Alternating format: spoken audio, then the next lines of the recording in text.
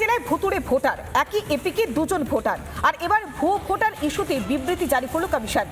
এক epic number মানেই কিন্তু ভুয়ো ভোটার নয়, দুই রাজ্যে এক এপিক নাম্বারে ভোটার থাকতে পারে। বিবৃতি জারি করে স্পষ্ট জানিয়ে দিল নির্বাচন কমিশন। রাজ্যের জেলায় জেলায় ভুতুড়ে ভোটার, একই এপিকে দুজন ভোটার। এবার সেই ভুয়ো ভোটার ইস্যুতেই বিবৃতি জারি করল কমিশন। কেননা মানুষজনের মধ্যে একটা ধোঁয়াশা তৈরি হয়েছিল যে একই এপিক নাম্বারে দুজনের নাম রয়েছে মানে তাদের মধ্যে কেউ একজন ভুয়ো ভোটার। তবে তা কিন্তু নয়, তা স্পষ্ট করে দিয়েছে নির্বাচন কমিশন। অর্থাৎ দুই রাজ্যের ক্ষেত্রে এক এপিক নাম্বার হতে পারে। যেমন ধরুন কেউ পশ্চিমবঙ্গ, কেউ বা অন্ধ্রপ্রদেশ, দুজনের যদি এপিক নাম্বার এক হয় তারা দুজনেই কিন্তু ন্যায্য ভোটার, তাদের মধ্যে কেউ ভুয়ো ভোটার নয়। দুই রাজ্যে একই এপিক নাম্বারে ভোটার থাকতে পারে, বিবৃতি জারি করে স্পষ্ট জানিয়ে দিল নির্বাচন কমিশন। আমরা দেখেছিলাম যে মমতা বন্দ্যোপাধ্যায় তিনি নেতাজি ইন্ডোরের সভা থেকে যেভাবে ভুয়ো ভোটারের কথা বলেছিলেন, তারপরে তৃণমূল নেতাদের একের পর এক জায়গায় সক্রিয়তা দেখে প্রশ্ন তুলেছে বিরোধীরা। তারপরেই বিরোধী দলনেতা শুভেন্দু অধিকারী বায়োমেট্রিকের কথা বলেছেন। তবে এবার ভুয়ো ভোটার নিয়ে একটা ধোঁয়াশা তৈরি হয়েছিল, যদি একই এপিক নাম্বারে দুজনের নাম থাকে তাদের মধ্যে কি কেউ একজন ভুয়ো ভোটার, এই প্রশ্নটা বারবার উঠে আসছে। আমাদের সঙ্গে এই মুহূর্তে টেলিফোনে রয়েছেন বিজেপি নেতা শিশির বাজোরিয়া। আপনাকে স্বাগত জানাবো রিপাবলিক বাংলাতে। আমরা দেখলাম যে একই এপিক নাম্বারে দুজনের নাম থাকলে একটা ভুয়ো ভোটার কেউ হতে পারে, আশঙ্কা তৈরি হয়েছিল। তবে সেই আশঙ্কা বা সেই ধোঁয়াশা কিন্তু স্পষ্ট করে দিল নির্বাচন কমিশন। এরপরে আপনাদের পদক্ষেপ কি হবে, আপনারা এই বিষয় নিয়ে আর কি কি স্টেপ নিতে চলেছেন? এখন সবথেকে আগে বলি কি, আমাদের মাননীয় মুখ্যমন্ত্রী যে অভিযোগ করলেন কি এই যে একই এপিকে দুজন ভোটার আর একজন বেঙ্গল থেকে আর গুজরাট কিংবা পাঞ্জাব না হরিয়ানা কোর্ট থেকে আরেকজনকে ভোটার নিয়ে বিজেপি নিয়ে আসছে আর বেঙ্গলের ভোটার বাদ পড়ে যাবে, এটা একেবারে উনি মিথ্যা কথা বলেছেন, একেবারে মিথ্যা কথা। যদি কেন একটা বিধানসভা নির্বাচনে শুধু ওই রাজ্যের লোক ভোট দিতে পারে, যদি আমার অ্যাড্রেস অন্য রাজ্যে হয় আমি ভোট দিতে পারি না, এটা তো সবাই জানে, এটা লোকসভায় হতে পারে। আর উনি যে এইসব কথা বললেন,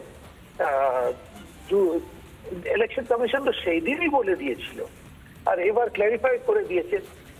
আরেকটা জিনিস, উনি নেতাজি স্টেডিয়াম থেকে কি বললেন, যে সব নাম বললেন একই জেলা আর একই ধর্মের নাম বললেন, মানে উনি কি বলতে চাইছেন? অ্যাকচুয়ালি তো সব তো ডুপ্লিকেট ভোটার তো তৃণমূল তৈরি করছে। আমরা তো কতবার অবজেকশন দিয়েছি, আর উনি বলছেন এই আরো এসব করছে। তো এই আরো তো মাননীয় আপনার অধীনে, তো রাজ্য সরকারের কর্মচারী, ইলেকশন কমিশনের অধীনে না। তো আপনি তো জানেন কেন, আপনি তো ওদের বেতন দেন, আপনি তো ওদের ভাগ্য বিধাতা, আপনি ওদের বিরুদ্ধে ব্যবস্থা নিচ্ছেন না কেন?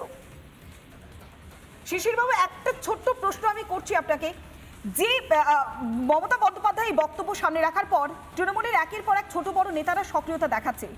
ফিরহাদ হাকিম তিনি বলছেন যে আমার এলাকাতেও কয়েকজন এইভাবে রয়েছে ভুয়ো ভোটার। তাহলে তার যে মূল্যায়নটা কিসের ভিত্তিতে হচ্ছে? আমরা দিয়েছি ইলেকশন কমিশনকে পুরো রাজ্যে 17 লক্ষ ডুপ্লিকেট ভোটার আছে, 17 লক্ষ। আমরা এক একটা বুথ ধরে ধরে দিয়েছি। তো আমরাও তো বলছি, তো এটা যদি কোন তৃণমূল নেতা কিংবা ফিরহাদ হাকিম সাহেব যদি বলেন, তাহলে যদি ভুয়ো থাকে, ডুপ্লিকেট থাকে, ওদের নাম কাটা। তারপর একটা পদ্ধতি আছে, পুরো এই করেছেন তো আপনি। আর কেন আমরা যখন ধরে এক একটা নাম দিলাম, এখন এটা অন্য সুর গাইছে। আরে যদি সত্যি আপনি বলছেন ভুয়ো, তো আপনি কাটুন। আর যখন এটা ধরবেন, ওই জেলার ডিএম, এডিএম, বিডিও এরাই তো ইলেকশন অফিসার, এদের বিরুদ্ধে ব্যবস্থা নেন। মুখ্যমন্ত্রী একদিকে তো ইআরও কে দোষ দিচ্ছেন, দোষারোপ করছেন, তাহলে ব্যবস্থা দিচ্ছেন না কেন? বেশ, অনেক ধন্যবাদ। আমরা কথা বললাম শিশির বাজোরিয়া বিজেপি নেতার সঙ্গে। রাজ্যের জেলায় জেলায় ভুতুড়ে ভোটার আর এবার ভুয়ো ভোটার ইস্যুতে বিবৃতি জারি করল নির্বাচন কমিশন। এসএফআই নেতা সৃজন ভট্টাচার্য তিনি কি বলছেন, তার কি প্রতিক্রিয়া, এই বিষয় শুনে। আইনে, ভারতের গণতন্ত্রে এই জিনিস আছে বলে আমি জানি না।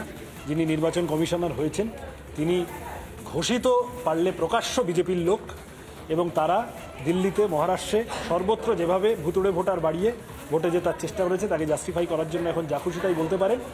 দুটো আলাদা রাজ্যে, দুটো আলাদা কেন্দ্রে একই লোক এপিক ভোটার হয়ে থাকতে পারে, একই এপিক নাম্বার নিয়ে হতে পারে কখনো?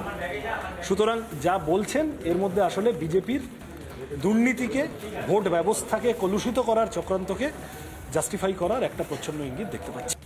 নানা ধরনের কন্টেন্ট দেখার জন্য লাইক করুন, শেয়ার করুন আমাদের ফেসবুক পেজ, সাবস্ক্রাইব করুন আমাদের ইউটিউব চ্যানেল। পাশাপাশি অন্যান্য ব্রেকিং নিউজের জন্য অবশ্যই চোখ রাখুন রিপাবলিক বাংলায়।